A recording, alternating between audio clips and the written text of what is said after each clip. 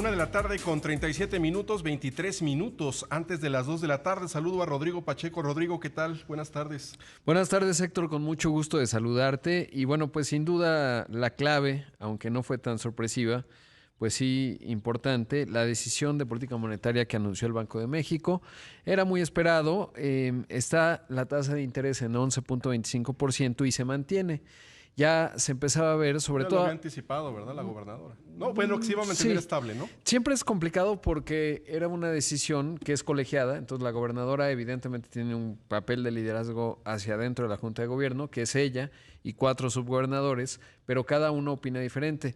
Yo pensaba que iba a ser una decisión, sí pensaba que se iba a mantener como se mantuvo, 11.25%, considerando varios factores. Uno, que pues ya la inflación lleva una tendencia descendente, está la general en 6.25%, la subyacente todavía no tan abajo, 7.67%, más alta que la general. ¿Cuál es la subyacente? La inflación núcleo, ¿no? La que descuenta toda la posible volatilidad, pero por otro lado tienes esta fortaleza en el tipo de cambio. Ayer el interbancario cerró en 17 pesos con 57 centavos y entonces considerando estos factores, lo menciona ahí el banco, pues ya se ve una inflación que va bajando, un Estados Unidos que está llegando al fin del ciclo. Es la primera vez, pues desde que comenzó, bueno, México comenzó de manera proactiva, pero de las decisiones que ha tomado el Fed, en la que el Banco de México no hace espejo. Y esto, bueno, pues tiene su lógica porque, ya lo había dicho alguno de los miembros de la Junta, no necesariamente tenemos que ser espejo, hoy lo demuestran, pero tenías algunas voces como la de Irene Espinosa, que en las minutas que se habían publicado de la última decisión, pues decía, yo tengo una opinión disidente, si bien no voto disidente, en donde creo que deberíamos seguir siendo muy claros en que el fin del periodo de inflación pues no ha terminado y que lo estamos viendo. Y eso me hacía pensar que a lo mejor ella hubiese votado por tener un incremento en la tasa de 25 puntos base. Sí había ciertas dudas, pero la verdad es que sí ya se inclinaba. Yo estaba muy dudoso, digamos, porque ya cuando vi la fortaleza del tipo de cambio y que el Fed sí fue muy claro después del dato del desempleo en Estados Unidos que pues siguen en pleno empleo, que la inflación va bajando en la Unión Americana a 5%, dije el Fed ya no va a aumentar más y eso le da margen a México, sobre todo porque se empieza a ver una desaceleración en Estados Unidos. En el caso de México la economía creció en el primer trimestre la estimación 3.8%, todavía se Mejores ve indicadores que en el resto potente. de América Latina, ¿no? Sí, la verdad es que es sorprendente. Creo que tiene que ver sobre todo con el nearshoring, en lo que se refiere a la actividad industrial, en lo que se refiere particularmente a la manufactura. Estamos viendo mucha inversión. Obviamente el mercado laboral, sobre todo en la parte norte, centro-norte del país. O sea, me refiero, pues todos los estados fronterizos, pensemos Nuevo León, que es, digamos, la gran estrella. Fundamentalmente, sí. Coahuila, sin duda. Chihuahua también le va muy bien y Baja California. Pero en el conjunto del norte te diría, o sea, la laguna también va bien. Y luego está Jalisco, que es muy potente, evidentemente, obviamente toda la zona urbana de Guadalajara, y el Bajío, o sea, León y Guanajuato en general. Oye, Yucatán también está trayendo mucha inversión, ¿no? Yucatán también, sí, Sí, no, te diría que ahí está un poco, yo creo que tiene que ver más con el esfuerzo que ha hecho el gobernador Vila sí. que con la dinámica propia, porque Yucatán se está integrando apenas a la región Norteamérica, tiene inversiones de Mercado Libre, de Amazon, tiene la de AB InBev de la cervecera, de Grupo Modelo, y obviamente están dinamizando mucho el turismo. Yo creo que es un gran ejemplo Sí. Yucatán de lo que sí puede hacer el sur-sureste, que tradicionalmente sí había estado rezagado, salvo Quintana Roo, que por la dinámica del turismo, pues también es un estado que va rápido, digamos. Ahora, pues con la pandemia obviamente tuvo un socavón, pero va en franca recuperación. Y en ese contexto, bueno, pues vemos, digamos, pues una dinámica económica en México interesante. Y en ese contexto, pues te diría que a lo mejor México también logra el aterrizaje, el famoso aterrizaje suave, ¿no? Que Estados Unidos lo va logrando. Estados Unidos no lo logra, nosotros menos. Y esto tiene que ver todo también con el tipo de cambio, porque evidentemente ya desde esta mañana el mercado lo empezaba a dar por descontado. Ahorita está, por ejemplo, en 17 pesos con 70 centavos. Si hubiera habido un aumento, entonces sí se hubiera apreciado más el peso, habría sorprendido, pero ya se venía dando un poco por descontado que sería la decisión. Creo que es una decisión correcta, o sea, me refiero, es una buena decisión la que toma el banco. Ahora, normalmente el banco, desde hace algún tiempo, establece la proyección de la inflación, porque el mandato del banco es mantener el poder adquisitivo de la moneda. ¿Cómo se logra eso? Con una inflación baja y estable. ¿Cómo logras una inflación baja y estable? Anclando la expectativa de inflación. O sea, que tú, Héctor, y los pues, distintos tomadores de decisiones en una economía digan, oye, pues el banco va a hacer lo que sea necesario para bajar la inflación y además sus proyecciones son buenas. ¿Cuál es la proyección del Banco de México? En ese contexto, pues mira, en la inflación general sí se ve una disminución. Por ejemplo, para el segundo trimestre en promedio, ahora ve un 6%, ya estamos atravesando el segundo trimestre. Anteriormente, en la decisión del 30 de marzo, veía un 6.3%. No parece mucho, pero bueno, es una disminución al fin. Luego ya para el tercer trimestre en promedio no se ve tanto, de 5.3 baja a 5.2 y así, ¿no? Digamos, baja punto porcentual. Menos de un punto, perdón, serían, digamos, pues 10 puntos base, ¿no? O sea, prácticamente nada.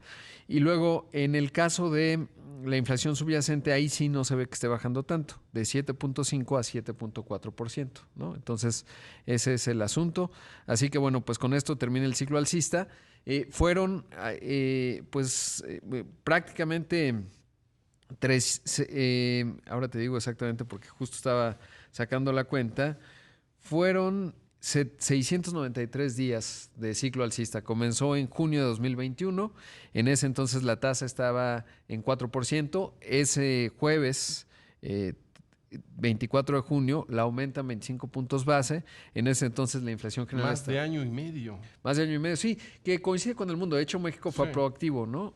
Ya después la Fed empezó a hacer lo mismo, porque en ese entonces todavía, pues ya en mayo la inflación estaba al doble del objetivo del banco, que es de 3% más menos 1 de variación, y pues todavía se discutía si la inflación era subyacente, si era transitoria o era más persistente. Claramente fue persistente, ¿no? No solo fue el tema de la pandemia, se sumó además después en febrero de 2022 ya la invasión de Ucrania, que obviamente disparó los precios de los alimentos. La importación de productos, ¿no? Que evidentemente también tiene un alza considerable. Exacto. Y en ese contexto, también decir que el tipo de cambio, por ejemplo, cuando empezó el ciclo, estaba en 20 pesos con 20 centavos. Ahora pues está en 17.57, te decía ayer, hoy va a cerrar, pues ya lo va a publicar en cualquier momento el Banco de México. 17.70. ¿Lo va a presumir el presidente mañana seguramente? Pues la verdad, pues sí, ya digamos que sí, ¿no? O sea, es un factor de varias cosas, ¿no? Uno, sí, claro, las exportaciones, porque además relativamente no hay como tanto misterio. ¿No? Mucho, básicamente, ¿cómo entran divisas a México? Por 3 razones fundamentalmente. Exportaciones, sobre todo de manufactura, remesas y turismo y además inversión de cartera. Cuando tú pagas 11.25 versus el 5.25 de Estados Unidos, pues muchos inversionistas quieren venir a México. Sí, también estabilidad macroeconómica, o sea, hay diría el banco, manejo prudencial fiscal, o sea, no parece que México, de hecho, esta fortaleza le ayuda, por ejemplo, a la deuda como porcentaje del Producto Interno Bruto. Tiene obviamente partes en donde se hace un poco menos competitiva las manufacturas, pero creo que el momento de México en esa parte es tan bueno que digamos... Digo, si no viniera, ¿no? Por supuesto. Pues sí, sobre todo porque Estados Unidos está saliéndose de China y reconfigurando sus cadenas de valor, y ahí México pues es el mejor lugar para hacerlo.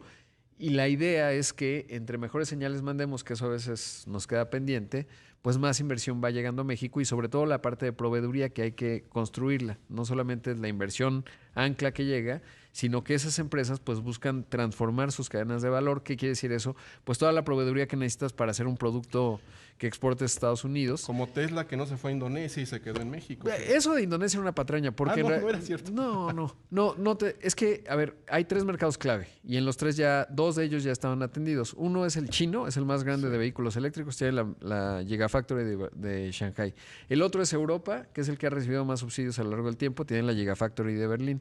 Y el otro es Norteamérica, en donde ya tiene la planta de Austin, tiene una en Fremont, en California, chiquita, otra en Nuevo México, y obviamente si va a ser por volumen, no querrías cruzar el Pacífico para atender el mercado Norteamérica. ¿No? Es mucha fragilidad. Entonces esto que decían que se iba a ir a Indonesia era una patraña, que alguien no sé por qué, pero realmente pues la decisión estaba, básicamente era México, era difícil que no. Si no hubiese sido México en un caso muy remoto, pues habría sido algo más en Texas. Pero claro, Texas ya se está enfrentando también en escasez de mano de obra, porque pues está todo lo que da, es una locomotora. Y entonces México y Nuevo León eran el lugar más lógico para la planta. Entonces lo de Indonesia pues nunca fue un sector. Si un día quiere atender el sudeste asiático, cuando aquello se materialice como un mercado muy potente, que hoy no lo es, pues entonces a lo mejor, porque Indonesia es un país grande, pero, por ejemplo... Sí, pero no es el lejano oriente, o sea, no es Corea, no es China, ¿no? No, y Es el además, sudeste pon tú dices, asiático. Corea tiene un PIB de $1.700.000.000.000. El de México es $1.400.000.000, pero los coreanos son 60 millones. Entonces no es un mercado tan Sí, potente sí, como sí. para que pongas una planta. Pero bueno, eso. Interesante los conceptos siempre, Rodrigo Pacheco.